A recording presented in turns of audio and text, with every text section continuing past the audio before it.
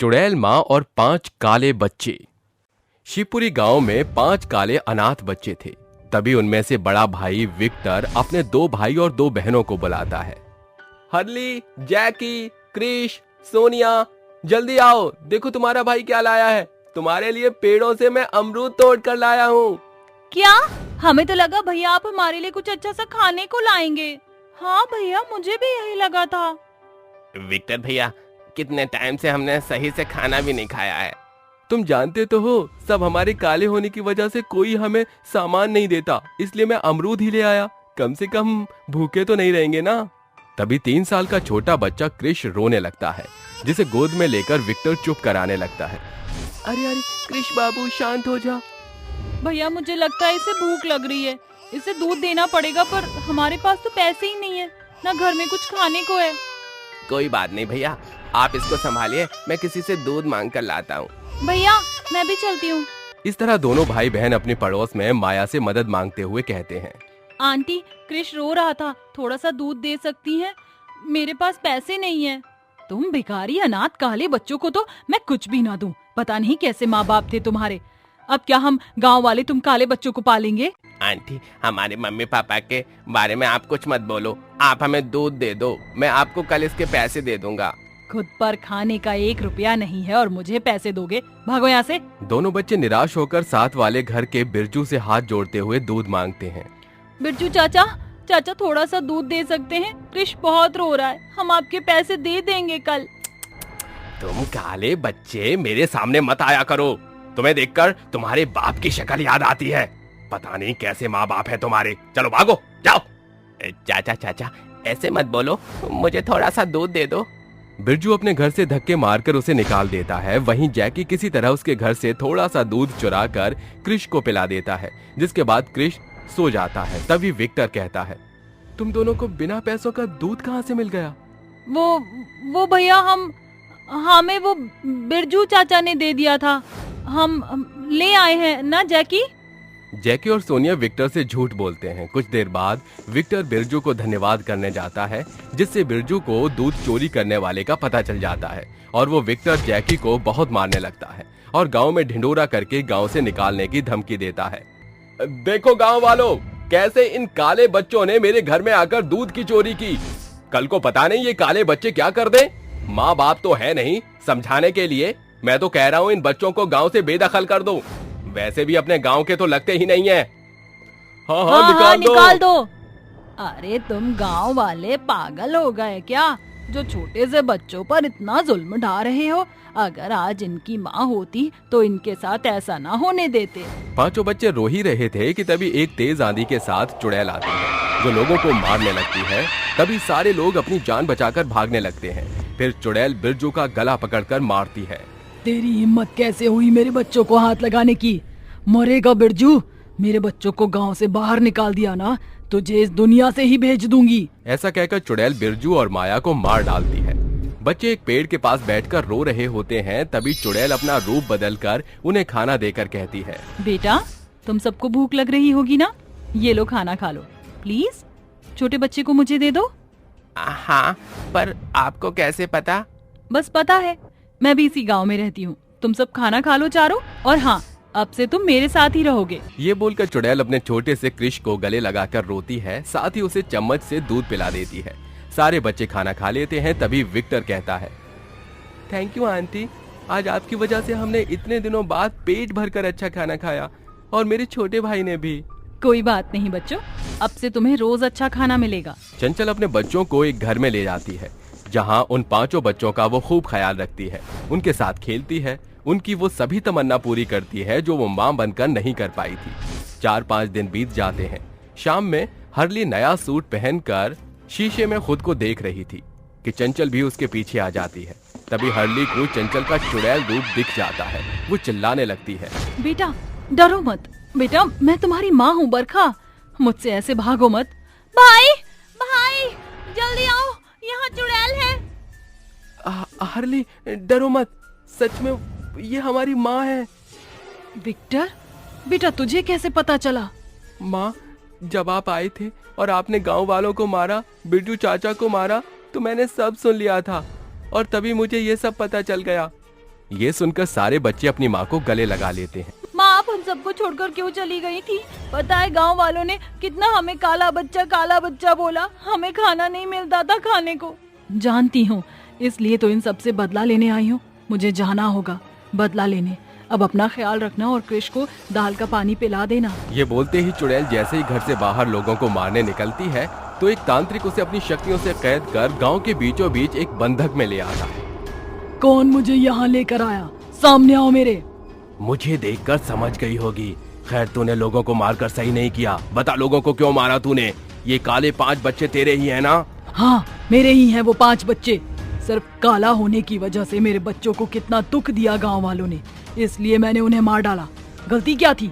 सिर्फ मैंने विदेशी अफ्रीकन लड़के से 7 साल पहले शादी कर ली थी, इसलिए कैरिबियन से माइकल जी यहाँ घूमने आए थे। उन्होंने मुझे देखा, मुझसे बात की। धीरे धीरे हम दोनों एक दूसरे की भाषा समझने लगे और बाद में हमने शादी कर ली। लेकिन गांव वालों को ही अच्छा नहीं लगा, इसलिए हम जंगल के पास रहने लगे।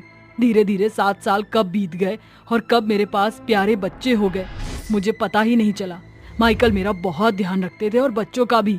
एक दिन वह कृष को खिला रहे थे। अले अले मेरा प्यारा बेटा कृष, तुम्हारी मॉम बहुत अच्छी है। क्या ये बात तुम जानते हो? डैड, मुझे ये कार चाहिए। कोई कार वार नहीं लेनी, पहले ही बहुत खर्चा हो गया। आपने बच्चों को बहुत चीजें दिला दी हैं। बरखा, कितनी बार तुम्हें कहा है कि मेरे और बच्चों के बीच में मत आया करो।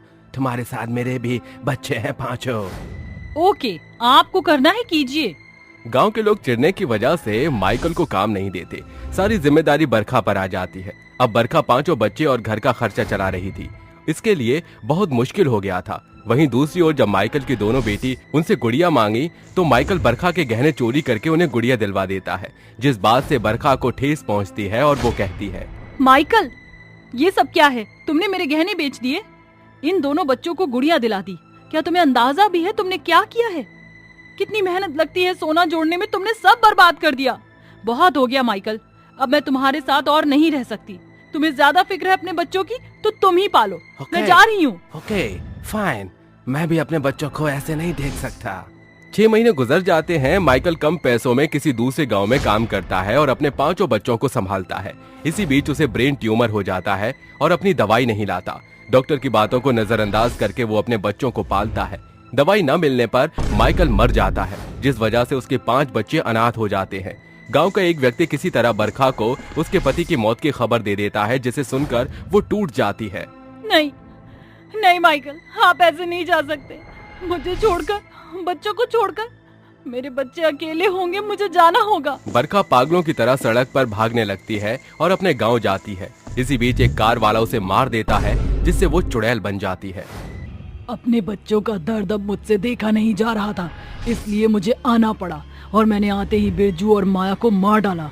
मेरे बच्चों को परेशान किया था उसने। अच्छा तांत्रिक बाबा, इस चुड़ैल को भगा दो यहाँ से। अभी मंत्र पढ़ता हूँ।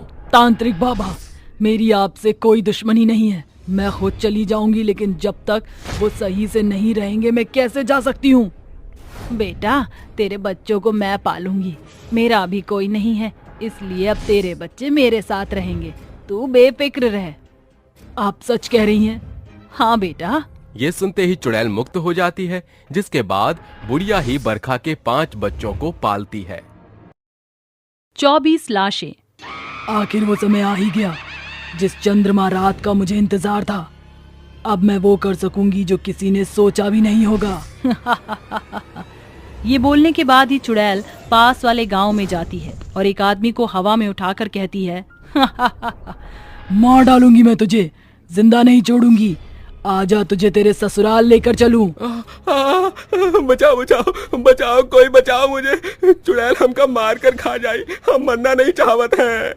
तू चिंता नहीं कर बबुआ, हम तो के इतना आसानी से नहीं बल्कि जऊर का मिर्च मसाला लगाई के मारेंगे। प्लीज भगवान हमें बचाई लो, इस काली चुड़ैल से हमका बचाई लो, अपना छोटा छोटा टुकड़ा करके खा जाइए। अब तो तुझे मार के ही रहूंगी।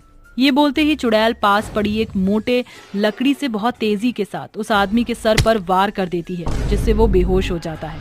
फिर चुड़ैल उसकी एक टांग पकड़कर जंगल से गुजरते हुए एक गहरी काली गुफा के बड़े से जेल में उस आदमी को पटक देती है। जहाँ से कोई भी परिंदा पर नहीं मार सकता था। इसी के बाद वो चुड़ैल दोबारा गांव में जाती है, जहाँ 2-3 लोगों को अपनी शक्ति से जंजीरों से बांध देती है और हंसकर कहती है कितने अच्छे लग रहे हो तुम तीनों ऐसे। अब आगे तुम जानते हो ना मैं तुम्हारा क्या हश्र करूंगी।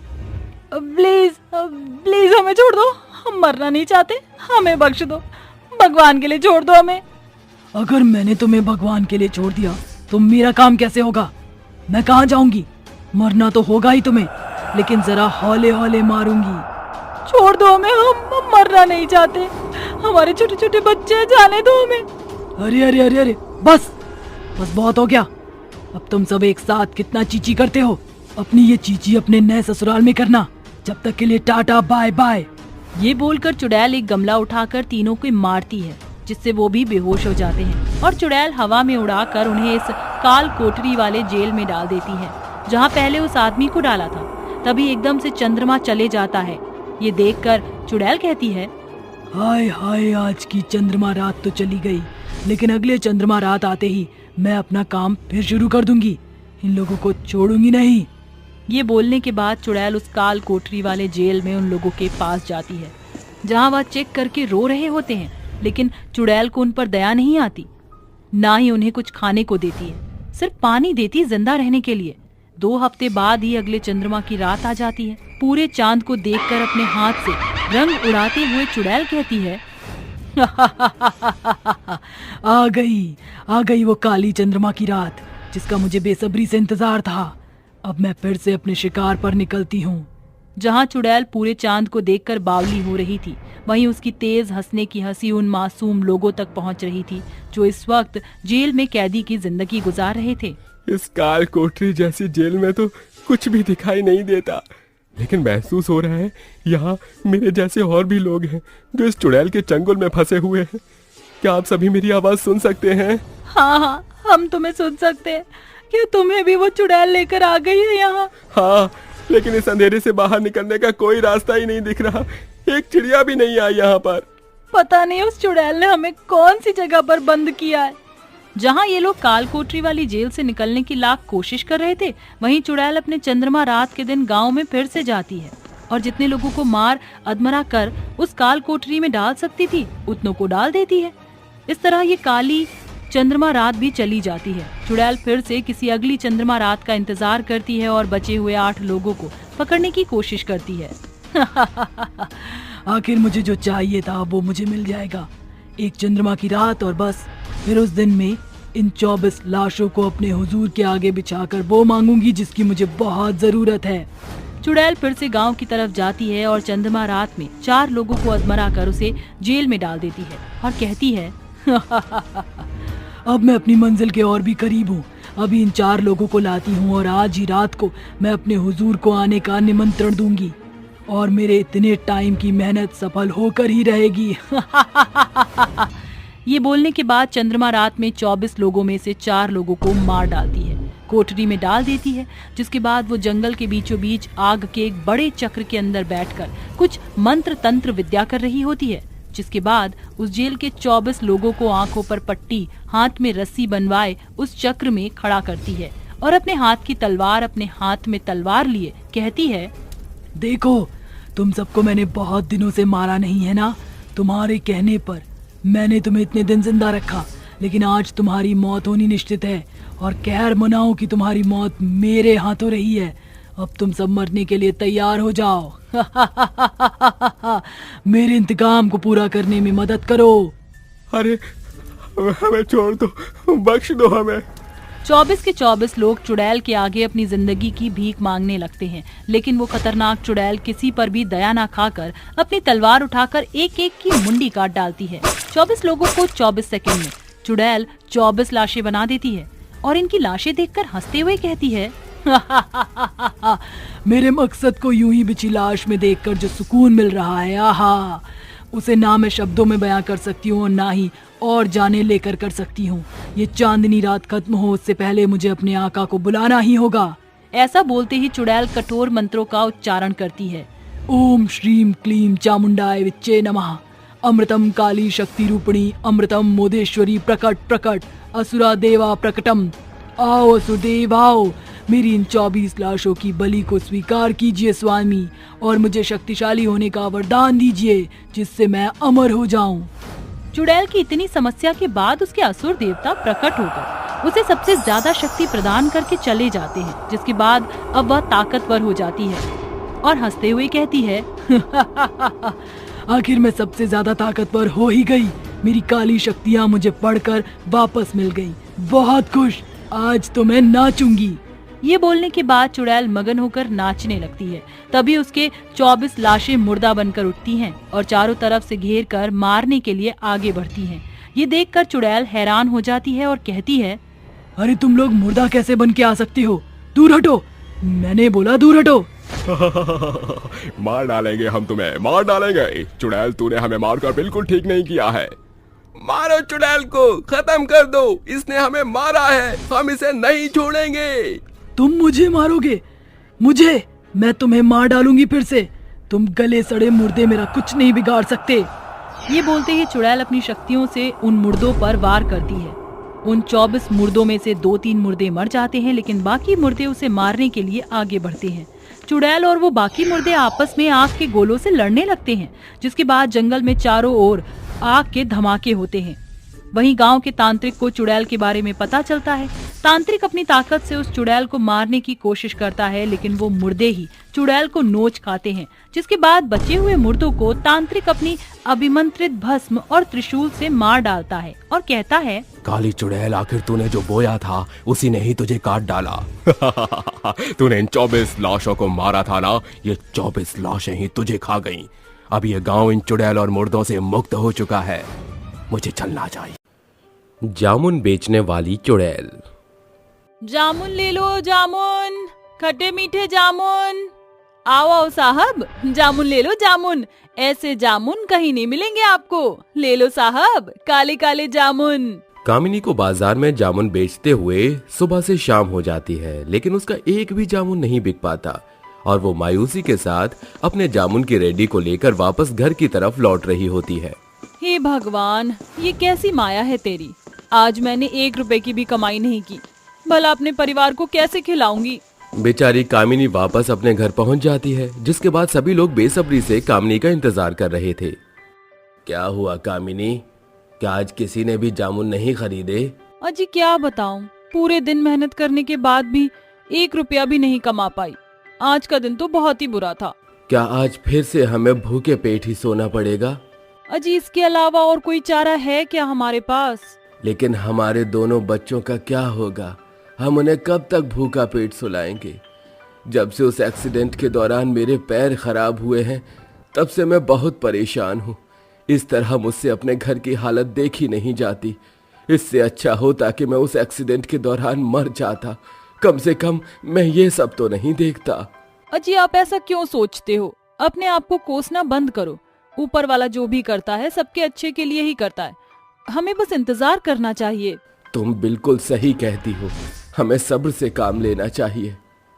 उस रात वो चारों भूखे पेट सो जाते हैं। अगले दिन कामिनी फिर से जामुनों को लेकर बेचने के लिए निकल जाती है। काले काले जामुन, जामुन ले लो जामुन, खट्टे मीठे जामुन, काले काले जामुन, जामुन ले लो जामुन, खट्टे मीठे जामुन। तभी कुछ लोग कामिनी की रेडी के पास आते हैं और उससे जामुन खरीदते हैं। अरे जामुन वाली, जरा जामुन तो देना। कामिनी खुशी खुशी लीलावती को जामुन दे देती है, जिसके बाद लीला उसे पैसे देकर वहां से चली जाती है। कामिनी भी बाकी के जामुनों को बेचने के लिए आगे निकल जाती है। धीरे धीरे कामिनी के सभी जामुन बिकने लगते हैं। हे भगवान, तेरे घर देर है अंधेर नहीं, आखिरकार मेरे सारे जामुन भी ठीक हैं। आज मैं अपने घर का राशन लेकर जाऊंगी और अपने भूखे बच्चों को खाना खिलाऊंगी। इतना सोचकर कामिनी अपनी रेडी को वापस घर की तरफ ले जाने लगती है और रास्ते से अपने घर का राशन लेकर आगे की तरफ बढ़ने लगती है। कामिनी को अपने घर जंगल के रास्ते से गुजरना पड़ता था।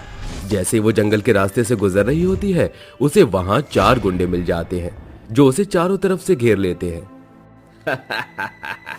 अरे कहाँ जा रही है? रुको जा। क्या बात है, लगता है बाजार से कमाई करके सीधा घर जा रही है। अरे देखो तो सही, इसके रेडी पर तो एक भी सामान नहीं है और जो है वो भी घर का राशन है। अबे तो क्या मुंह देख रहा है, उठा ले सारा राशन का सामान, हमारे काम आएगा। नहीं नहीं, ऐसा मत करो, मैं तुम्हारे पैर पड़ती हूँ, भगवान के लिए ऐसा मत करो। मेरे घर पर मेरे बच्चे और मेरा पति भूखा बैठा है, वो सब मेरा इंतजार कर रहे हैं, मुझे जाने दो। ऐसे कैसे जाने दे तुझे, जाने दिया तो हम अपना पेट कैसे भरेंगे। उमेश, राजीव और कुणाल तीनों मिलकर कामिनी के साथ जबरदस्ती करके उसके सारे पैसे छीन लेते हैं, जिसके बाद कुणाल कामिनी के पेट में चाकू घोंप देता है। कामिनी वहीं गिरकर मर जाती है और वो तीनों वहां से फरार हो जाते हैं। तभी अचानक से बादलों में बहुत ही तेज बिजली कड़कने लगती है और वहीं बेचारी कामिनी खून में लथपथ जंगल में पड़ी होती है। तभी अचानक से कामिनी के अंदर से उसकी आत्मा निकलकर बाहर आती है, जो एक बहुत ही भयानक चुड़ैल का रूप ले लेती है। इन्होंने अच्छा नहीं किया, मैं इसका बदला इन लोगों से जरूर लूंगी और इन तीनों को अच्छा सबक सिखाऊंगी, किसी को नहीं छोड़ूंगी। तभी चुड़ैल अपनी जामुन की रेडी पर अपनी शक्तियों के द्वारा ढेर सारे जामुन बना देती है, जिसके बाद वो अपनी रेडी को वापस अपने घर की तरफ ले जाने लगती है। जामुन बेचने के लिए मुझे अपना रूप भी बदलना होगा, नहीं तो सब लोग मुझे पहचान लेंगे और मुझसे दूर भाग जाएंगे। तभी चुड़ैल एक बहुत ही खूबसूरत लड़की के रूप में अपना रूप बदल लेती है, जिसके बाद जैसे ही वो गांव में एक ढाबे के पास पहुंचती है, वहां उसे वो तीनों गुंडे दिखाई देते हैं। वो रहा मेरा शिकार। चुड़ैल उस ढाबे के आसपास जामुन बेचते हुए घूमने लगती है। जामुन ले लो, जामुन, काले काले जामुन, खट्टे मीठे जामुन, जामुन ले लो, जामुन, काले काले जामुन, खट्टे मीठे जामुन। जैसे ही कुणाल, राजीव और उमेश चुड़ैल को देखते हैं, वो उसकी खूबसूरती देखकर उसके ऊपर मोहित हो जाते हैं। आए हाय, क्या आफत दिख रही है। अरे ये तो तुम्हारी भाभी है। अरे भाभी होगी तेरी, मेरी तो लुगाई है, लुगाई। अरे तुम दोनों लड़ते रहो, मैं तो जा रहा हूँ उससे सेटिंग करने। वो तीनों आपस में ही जिद करने लगते हैं, जिसके बाद वो तीनों ही चुड़ैल के पास पहुंच जाते हैं और उसके ऊपर डोरे डालने लगते हैं। अरे साहब, आप तीनों आपस में क्यों लड़ रहे हो? मैं तो आप तीनों की ही हूँ। अरे मेरा मतलब है कि मैं आप तीनों के लिए ही जामुन लेकर आई हूँ। एक बार जामुन खाकर तो देखो, कितने अच्छे और खट्टे मीठे जामुन हैं। अरे तुम बोलो तो सही, मैं तो तुम्हारे लिए जहर भी खाने को तैयार हूँ। अगर तू जहर खाएगा तो मैं इसके लिए फिनाइल पी सकता हूँ। ठीक है, तुम दोनों मर जाओ, अब ये जामुन वाली मेरी हुई। वो तीनों आपस में ही दोबारा से लड़ने झगड़ने लगते हैं और चुड़ैल अपनी जामुन की रेडी को आगे की तरफ ले जाने लगती है। देखते ही देखते वो जामुन की रेडी को एक सुनसान सड़क पर ले जाती है और उसके पीछे पीछे वो तीनों भी पहुंच जाते हैं। बहुत हुआ इसके पीछे लड़ना, अब ये जामुन वाली हम तीनों की ही है, जो मन करे वो करो। वो तीनों गुंडे जैसे ही उसके कंधे पर हाथ रखते हैं, वो उसी समय अपना रूप बदलकर बहुत ही भयानक चुड़ैल के रूप में अपना आकार ले लेती है, जिसके बाद चुड़ैल को देखकर उन तीनों की सिट्टी पिट्टी गुल हो जाती है। क्या हुआ? अभी तो तुम तीनों मेरे पीछे पागल हो रहे थे और अब मेरा असली रूप देखकर तुम तीनों के पैर थर थर कांपने लगे। चुड़ैल, चुड़ैल। अबे चुड़ैल नहीं, ये तो सचमुच एक बहुत भयानक चुड़ैल है। इसे देखकर मुझे कुछ याद आ रहा है। अरे ये वही औरत है जिसे हमने जंगल में मारा था, अब ये हमें मारेगी क्योंकि ये एक बहुत भयानक चुड़ैल बन गई है। मैं वही औरत हूँ जिसे तुमने जंगल में मार दिया था। तुम तीनों इतने निर्दयी हो कि तुमने मेरी बात भी नहीं सुनी। मेरे बच्चे भूखे घर पर मेरा इंतजार कर रहे थे। मेरा पति अपाहिज है, एक मैं ही उनका सहारा थी। तुमने सब कुछ बर्बाद कर दिया। चुड़ैल की ये बातें सुनने के बाद तीनों अपने घुटनों पर बैठकर चुड़ैल के आगे गिड़गिड़ाने लगते हैं। हमसे बहुत बड़ी गलती हो गई, हमें नहीं पता था कि हम इतना बड़ा पाप कर देंगे। तुमने हमारी आंखें खोल दी है, हमें अपनी गलती का बहुत पछतावा हो रहा है। हाँ बहन, हमें अपनी गलती का पछतावा है। हम तुम्हारे पैरों में गिरकर माफी मांगते हैं। हमसे जो गलती हुई है हम उसका प्रायश्चित करना चाहते हैं। हमने जो तुम्हारे साथ भी किया वो बहुत बुरा किया है। मैं जानता हूँ हम माफी मांगने के लायक भी नहीं है, लेकिन हमें एक मौका दे दो। हम अपनी गलती को सुधारना चाहते हैं। अब तुम कैसे सुधारोगे अपनी गलती? अब मैं मर चुकी हूँ, अब मैं अपने परिवार का ध्यान नहीं रख सकती। अब कुछ नहीं हो सकता। अब तो मेरे साथ साथ तुम तीनों को भी मरना होगा। नहीं बहन, ऐसे मत कहो। हमने जिंदगी में बहुत सी गलतियां की है, आज हमें उन गलतियों को सुधारने का मौका मिला है। हाँ बहन, आज से तुम्हारे परिवार की जिम्मेदारी हमारी हुई। तुम्हारे दोनों बच्चे और तुम्हारे पति का इलाज हम करवाएंगे और उन्हें कभी कोई परेशानी नहीं होने देंगे। हम तुम्हारे आगे हाथ जोड़कर विनती करते हैं, हमें मत मारो, हम तुम्हारे परिवार का पूरा पूरा ध्यान रखेंगे। उन तीनों की ये बातें सुनने के बाद चुड़ैल शांत हो जाती है, जिसके बाद चुड़ैल उनसे कहती है, अगर तुम तीनों मेरे परिवार की जिम्मेदारियां उठाने के लिए तैयार हो तो मैं तुम्हें नहीं मारूंगी, और जिस दिन मेरा परिवार बिल्कुल हंसी खुशी अपना जीवन व्यतीत करने लगेगा, मैं यहाँ से हमेशा हमेशा के लिए मुक्त हो जाऊंगी। ये कहकर चुड़ैल उन तीनों को अपना घर दिखा देती है, जिसके बाद चुड़ैल वहां से गायब हो जाती है और वो तीनों उसके परिवार का अच्छे से ख्याल रखने लगते हैं। दूल्हा मारने वाली चुड़ैल। वर वधू फेरों के लिए खड़े हो जाएं। गांव में शादी का माहौल था। चारों तरफ बारातियों की भीड़ भाड़ और बैंड बाजे का शोरगुल था। मंडप में बैठे पंडित विवाह मंत्रोच्चारण कर रहे थे। सर्व मंगल मांगले शिवे सर्वार्थ साधिके शरणम त्र्यंबके गौरी नारायणी नमोस्तुते। तभी अचानक जोर शोर से बादल गरजने लगते हैं और उसके साथ ही भयंकर तूफान उठता है, जिसके साथ एक भयानक चुड़ैल आसमान को चीरती हुई मंडप में कूदकर कहती है, रहा नहीं जाता, तड़प ही ऐसी है। क्यों दूल्हे राजा, बड़ा उतावला है तो शादी के लिए। चुड़ैल को देखकर दूल्हे की चीख निकल जाती है और खौफ से लोग एक दूसरे को कुचलकर भागने लगते हैं और वो कहता है, चुड़ैल बचाओ, अरे मुझे छोड़कर तुम सब कहाँ भाग रहे हो। अरे कैसे भूखे और मतलबी बाराती है ये। बेचारी दूल्हे राजा को चुड़ैल के चंगुल में छोड़कर चल दिए। थोड़ी देर पहले तक तो जो दुल्हन तेरे साथ 7 जन्म की कस्में खा रही थी, वो भी तुझे मरने के लिए छोड़ गई। अरे तुम मुझसे चाहती क्या हो, कौन हो तुम? मैं हूँ दुल्हा मारने वाली चुड़ैल। बहुत पढ़ लिया तूने विवाह के मंत्र पंडित। अपनी जान की सलामती चाहता है तो चल अब इसके क्रियाक्रम के मंत्र शुरू कर। शरीर प्राण आत्मा स्वाहा कुरुत्वा। डरावनी चुड़ैल अपने हाथ आसमान की तरफ उठाकर एक चमचमाती पैनी तलवार प्रकट करके मोहित की छाती पर जा कूदती है और उसकी गर्दन धड़ से अलग करके कहती है, स्वाहा। सुन लो गांव वालों, अगर अपने घर के चिरागों को जिंदा देखना चाहते हो तो दोबारा उनके सर पर दूल्हे का सेहरा सजाने की भूल मत करना, वरना उन सभी का भी यही हश्र होगा। आखिर कौन है ये दूल्हा मारने वाली चुड़ैल? क्यों इतनी बेरहमी से चुड़ैल तमाम दूल्हे को मार रही है? आइए सच्चाई की तह तक पहुंचने के लिए कहानी में कुछ साल पीछे का रुख करते हैं। मीठी अपने माता पिता के संग हरिद्वार गांव में रहती थी। वक्त आया जब मीठी 18 बरस की हो गई और उसकी माँ कहने लगी, आपको कोई चिंता है कि नहीं? बिटिया जवान हो गई है, अब हमें उसके हाथ पीले कर देने चाहिए। मैं कल ही पंडित से कहता हूँ उसके लिए अच्छे रिश्ते देखने को। पंडित द्वारा भेजे गए संकेत नाम का लड़का अपनी माँ कामिनी के साथ चलकर उनके घर आता है, जहाँ कामिनी कहती है, बीए पढ़ा है मेरा बेटा, ऊपर से इकलौता है। आपकी बेटी के तो भाग खुल गए। बेटी खुश रहे, इससे बढ़कर माँ बाप को क्या चाहिए। वो सब तो ठीक है, पर अब लेन देन की बातें कर ली जाए। वैसे तो हमारी बेटी मीठी जो है वो रूप के साथ बड़ी गुणवान भी है। सो तो है, लेकिन दहेज तो हर बेटियों के बाप देते हैं। ज्यादा कुछ मांगे नहीं है, घर का सामान तो आप देंगे ही, 2.5 लाख कैश और 1 आध गाड़ी, बस।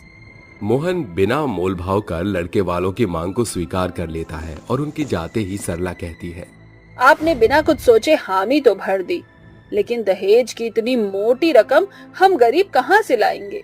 सरला, तुमने शायद देखा नहीं, हमारी बेटी मीठी की आंखों में होने वाले दामाद के लिए कितने अरमान और सपने थे। अगर अपनी बेटी की खुशियां खरीदने के लिए मुझे अपनी जान भी दान पर लगानी पड़े तो मैं पीछे नहीं हटूंगा। दोनों की बातें मीठी सुन लेती है और आंखों में आंसू लिए हुए अपने पिता के पास आकर कहती है, सचमुच बेटियां माँ बाप के लिए बोझ ही होती हैं। मेरी शादी के लिए आपको सब कुछ बेचना पड़ेगा, तो मुझे नहीं करनी शादी वादी। बिटिया, तो इन सभी बातों की चिंता ना कर। घर का क्या है, ये तो हम फिर बना लेंगे। माँ बाप के लिए बेटी की शादी सबसे बड़ी जिम्मेदारी और खुशी का पल होता है। इससे ये खुशी हमसे छीन मत गुड़िया। वक्त गुजरने के साथ शादी का दिन आता है। मंडप में बैठे दूल्हा दुल्हन को रोकते हुए कामिनी कहती है, ये शादी नहीं हो सकती पंडित जी। पर क्यों समधन जी, हमसे कोई भूल चूक हुई है क्या? क्या सोचा था, ये नकली दहेज का सस्ता और खोखला सामान देकर तुम मेरे बेटे को खरीद लोगे? 4 चक्के की गाड़ी क्या तुम्हारा बाप देगा? अपना सब कुछ बेचकर हमने इतना दहेज इकट्ठा किया है। मैं विनती करता हूँ, भरे समाज में मेरी पगड़ी मत उछालिए। समधन जी, मेरी बेटी को स्वीकार कर लीजिए। संकेत जी, आप कुछ बोलते क्यों नहीं? बिना दहेज के हम जिंदगी पर तुम्हारा बोझ क्यों उठाएंगे? मुझे नहीं करनी उन फकीरों के घर शादी। चलो माँ। शादी टूटने का गम मीठी बर्दाश्त नहीं कर पाती और अपने कमरे में जाकर पंखे से लटक कर कहती है, बाबा, मुझे माफ कर देना, मैं जा रही हूँ। लेकिन ये मेरा वादा है कि मरने के बाद मैं किसी भी दूल्हे को जिंदा नहीं रहने दूंगी। इस तरह वो मरकर चुड़ैल बन जाती है। चुड़ैल आसमान की ऊंचाई छूते हुए दूल्हे को मारकर चली जा रही थी। तभी एक रास्ते से बाजे के साथ घोड़ी पर सवार दूल्हा नजर आता है उसे, जिसे देख खूनी चुड़ैल गुस्से से बौखला कर कहती है, इसने घोड़ी चढ़कर और सेहरा सजाकर अपनी मौत को बुलावा दिया है, अब इसको भी मरना पड़ेगा। चुड़ैल घोड़ी पर बैठे दूल्हे के पीछे सवार होकर कहती है, चल मेरे घोड़े, टिक टिक टिक। चुड़ैल को देख दूल्हे की चीख निकल जाती है, चुड़ैल, अरे कोई बचाओ मुझे। तो दूल्हे राजा ने सेहरा उठा ही लिया, शहनाई क्यों रोक दी? बजाओ। शहनाई वाले डर के मारे शहनाई बजाने लगते हैं और चुड़ैल दूल्हे का सिर काटकर वहां से गायब हो जाती है। वहीं दूसरी तरफ गांव में चुड़ैल की सच्चाई सबको पता लगने पर वो चुड़ैल के माता पिता के घर जाकर कहते हैं, गजब हो गया मोहन भाई साहब। आप सब इतने डरे हुए क्यों लग रहे हो, क्या हुआ? अरे भाई, आपकी बेटी मीठी चुड़ैल बनकर लौट आई है। उसने गांव के कई दूल्हों को मार डाला। पूरे गांव पर उसका दहशत मंडरा रही है। मरते वक्त मीठी ने कहा था कि वो आएगी। यजमान, मीठी अपनी मौत का कसूरवार सभी दूल्हों को मानती है। जिसके भी सिर पर वो सेहरा देखती है, उसकी द्वेष की भावना और ये ज्वाला भड़क उठती है। उसके कहर को रोकना हमारे बस की बात नहीं। आप ही उसको रोक सकते हैं, क्योंकि आपका उससे खून का रिश्ता है। वो अपने दूल्हे संकेत के पास ही गई होगी, क्योंकि आज उसकी शादी होने वाली है। हमें जल्दी वहाँ पहुँचना होगा। चुड़ैल शादी में बने कव्वाली मंच पर बैठ जाती है। तभी कामिनी कहती है, तुम कव्वाली वालों को मुंह देखने के लिए थोड़ी बुलाया है, रंग जमाने को बुलाया है। चुड़ैल अपना खूंखार चेहरा ऊपर उठाकर गाती है, दूल्हे का सेहरा सुहाना लगता है, चेहरा भी जाना पहचाना लगता है। चुड़ैल के पीछे बैठे सभी गायकार उठकर भागने लगते हैं और चारों तरफ अफरा तफरी मच जाती है। फिर चुड़ैल संकेत के पास आकर कहती है, नई दुल्हन के आते ही पुरानी दुल्हन को भूल गए संकेत। मीठी, तुम चुड़ैल कैसे बनी? तुम जैसे दहेज के लोभियों के कारण मैंने मजबूरन अपनी जान दे दी। अब मैं तेरा भी सर कलम कर दूंगी। माफ कर दो मुझे, मत मारो। कैसे माफ कर दूं तुझको? क्यों रे कमीनी लालची, तू भी नहीं बचेगी। तुम जैसे दरिंदों के लिए कोई माफी नहीं। चुड़ैल संकेत की गर्दन उखाड़कर मंडप की धधकती आग में फेंक देती है। तभी सभी वहां आकर कहते हैं, रुक जा गुड़िया, शांत हो जा। अरे रोक दे इस मौत के खेल को। माँ, पिताजी, आप यहाँ क्यों आए हैं? बिटिया, तेरा कातिल सिर्फ संकेत था, जिसे तूने मार डाला। बस यही रोक दे इस मौत के खेल को। नहीं पिताजी, इन दहेज के लालचियों को जीने का कोई हक नहीं है। अपने बेटे की शादी नहीं, सौदा करते हैं ये। इसीलिए मैं दूल्हे को मार डालती हूँ। ना जिंदा रहेगा दूल्हा, ना होगी उसकी शादी। बिटिया, जैसी पांचों उंगली एक बराबर नहीं होती, वैसे ही हर इंसान एक सा नहीं होता। हाँ बिटिया, बस बहुत खून की होली खेल ली तूने। अब अपनी दुनिया में लौट जा। चली जाऊंगी, लेकिन मेरी एक शर्त है। हम मानने को तैयार हैं। तुम सभी को दहेज प्रथा को जड़ से मिटाना होगा। अगर भविष्य में किसी दूल्हे के परिवार वालों ने किसी भी लड़की वाले से दहेज की मांग की, तो मैं वापस आकर उनके बेटों के दूल्हे के लिबास को कफन में बदल दूंगी, मार डालूंगी उन्हें। हम वादा करते हैं आज के बाद कोई दहेज लेना तो दूर दहेज का नाम भी नहीं लेगा। और अगर कोई दहेज मांगेगा तो हम उसके खिलाफ कानूनी कार्रवाई करेंगे। चुड़ैल की आत्मा मुक्त होकर चली जाती है और उस दिन के बाद से गांव में सदा के लिए दहेज पर पाबंदी लगा दी जाती है, जिसके बाद कोई भी दूल्हा फिर कभी नहीं मरता। रात का समय था, चारों तरफ अंधेरा छाया हुआ था। इतने अंधेरे के अंदर एक बहुत ही भयानक पत्थर के जैसी दिखने वाली चुड़ैल 2 घोड़ों की बग्गी के ऊपर बैठकर जंगल को चीरते हुए गाँव की तरफ आ रही थी। बहुत दिनों के बाद आजादी मिली है, आज तो मैं पूरे गांव में आतंक मचा कर ही रहूंगी। चल मेरे घोड़े, तुक दुक तुक दुक तुक दुक तुक दुक तुक दुक तुक दुक। पत्थर की चुड़ैल अपने घोड़ों की बग्गी के ऊपर बैठी हुई गांव में पहुंच जाती है, जहां उसे गांव के अंदर कई सारे लोग यहां से वहां घूमते हुए दिखाई देते हैं। इतने सारे लोग, इन लोगों ने ही मुझे कैद किया था, आज मैं इन्हें कैद करूंगी। ये सभी मेरे गुलाम बनेंगे और मैं किसी को नहीं छोड़ूंगी। तभी एक किशन नाम के लड़के की नजर पत्थर की चुड़ैल के ऊपर पड़ती है, जिसके बाद वो चिल्लाते हुए वहां से भागने लगता है। अरे राम राम राम, देखो देखो देखो तो सही, ये पत्थर की चुड़ैल दोबारा से गांव में आ गई है। अरे भागो, अपनी जान बचाकर भागो, नहीं तो ये चुड़ैल एक एक करके सभी को पत्थर की मूर्ति बना देगी। अरे भागो, अरे भागो। किशन के ऐसे चिल्लाकर भागने पर गांव के सभी लोग पत्थर की चुड़ैल को देख लेते हैं, जिसके बाद वो भी उस चुड़ैल से डरकर भागने लगते हैं। कहां तक भागोगे? कोई नहीं बचेगा, सबके सब मारे जाओगे। तुम सबको तो मैं पत्थर का बना दूंगी, फिर कहां भागोगे मुझसे बचकर? तभी चुड़ैल वहां खड़ी गायत्री को अपने हाथों से पकड़कर उठा लेती है। अरे ओ चुड़ैल की देवी, तू मोको क्यों पत्थर बना रही है? मोकू छोड़ दे, मोए ना पतो, मोकू छोड़ दे, मैं तेरे आगे हाथ जोड़ती हूँ। ऐसे कैसे छोड़ दूं तुझको? तू ही तो पूरे मामले की फसाद की जड़ है। अगर तुझे छोड़ दिया तो क्या पता फिर तू मेरे खिलाफ क्या साजिश रच ले। नहीं नहीं, मैं तुझे बिल्कुल नहीं छोड़ूंगी। ये कहकर चुड़ैल उसके ऊपर अपने मुंह से फूंक मारती है, जिसके बाद चुड़ैल की फूंक से गायत्री एक पत्थर की मूर्ति बन जाती है। मेरी प्यारी पत्थर की गायत्री, अफसोस तू अब कभी भी वापस इंसान नहीं बन पाएगी।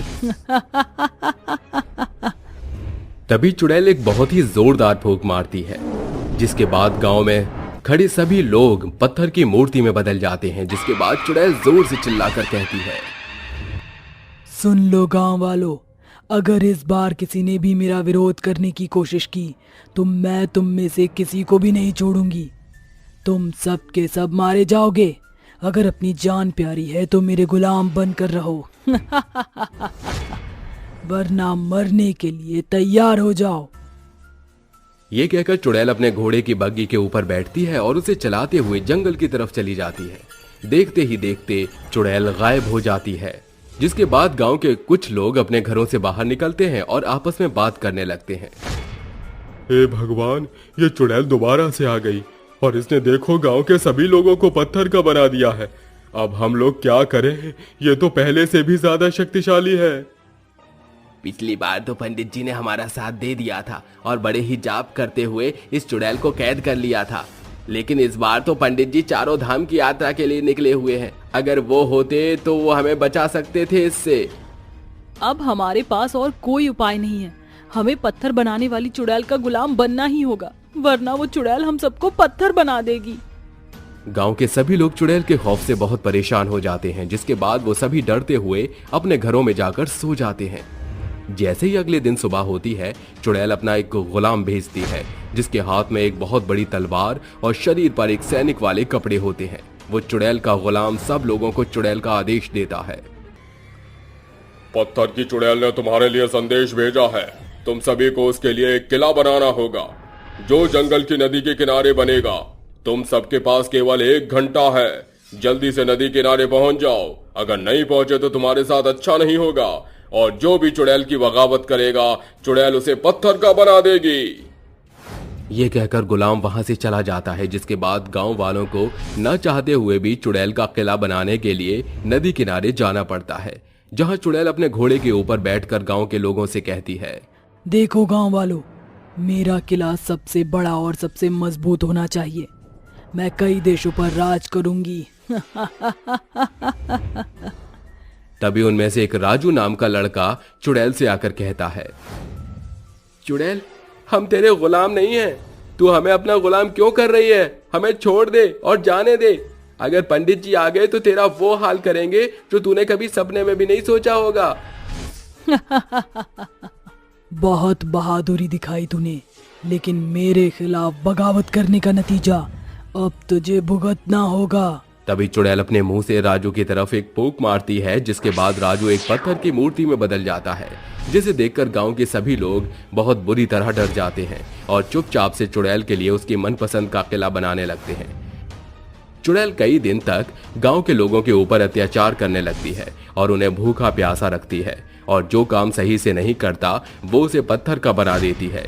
जल्दी जल्दी करो, नहीं तो तुम्हारा वो हाल करूंगी जो तुमने कभी सपने में भी नहीं सोचा होगा। चुड़ैल के अत्याचार से गांव के सभी लोग बहुत ज्यादा परेशान थे, जिसके बाद एक दिन रात को गांव के सभी लोग चुड़ैल का सामना करने के लिए कोई उपाय निकालते हैं। हम लोग हाथ पर हाथ धरकर नहीं बैठ सकते, हमें कुछ तो करना ही होगा। जैसे ही चुड़ैल का किला पूरा बन जाएगा, चुड़ैल हमें पत्थर का बना देगी। सही कहा तुमने, लेकिन हम करें क्या? उसे जला नहीं सकते क्योंकि वो पत्थर की है। मैंने सुना है जो भी चुड़ैल दोबारा से जन्म लेती है वो अपनी जान किसी चीज में छुपा देती है। क्या पता उस पत्थर की खदान में भी अपनी जान को किसी चीज में छुपा दिया हो। हाँ, तुमने सही कहा, मुझे भी ऐसा लगता है। उस पत्थर की चुड़ैल के गले में एक लॉकेट है जिसके अंदर रेगिस्तान की रेत भरी हुई है। मुझे लगता है कि शायद उसकी जान उस रेत की मिट्टी में है। हमें उसके उस लॉकेट को चुराना होगा। ठीक है, इस काम को मैं करूंगा। इस बार उस चुड़ैल को मैं हमेशा के लिए इस गांव से भगा कर ही रहूंगा। किशन चुड़ैल के गले से लॉकेट को चुराने के लिए उसकी गुफा में पहुंच जाता है, जहां वो आराम से सो रही होती है। वो देखता है कि चुड़ैल ने अपने लॉकेट को गले से उतार कर एक पिंजरे के अंदर ताला लगाकर उसे कैद कर रखा है। किशन बहुत पतला था और उसका हाथ आसानी से उस पिंजरे के अंदर चला जाता है, जिसकी मदद से वो लॉकेट को निकाल लेता है और वहां से भाग जाता है। जिसके बाद वो नदी किनारे पहुंच जाता है, जहां गांव के सभी लोग इकट्ठे होते हैं। मैं चुड़ैल का लॉकेट ले आया हूं, अब हम इसका क्या करें? इसे वापस मुझे लौटा दो, वरना अच्छा नहीं होगा। पत्थर की चुड़ैल को देखकर गांव के सभी लोग बहुत ही बुरी तरह डर जाते हैं और किशन की आंखें डर के मारे बहुत बड़ी हो जाती हैं। लेकिन फिर भी वो हिम्मत करता है और उस लॉकेट को तोड़कर नदी के अंदर फेंक देता है, जिसके बाद उस लॉकेट की अंदर की मिट्टी नदी में बह जाती है। अरे नहीं, ये तुमने क्या किया? ये तुमने अच्छा नहीं किया, तुम्हें इसकी सजा जरूर मिलेगी। चुड़ैल कुछ कर पाती इससे पहले चुड़ैल अपने लॉकेट के साथ साथ नदी के अंदर ही बहकर हमेशा के लिए चली जाती है और गांव के जितने भी लोग मूर्ति के रूप में बदले हुए थे वो वापस से इंसान बन जाते हैं।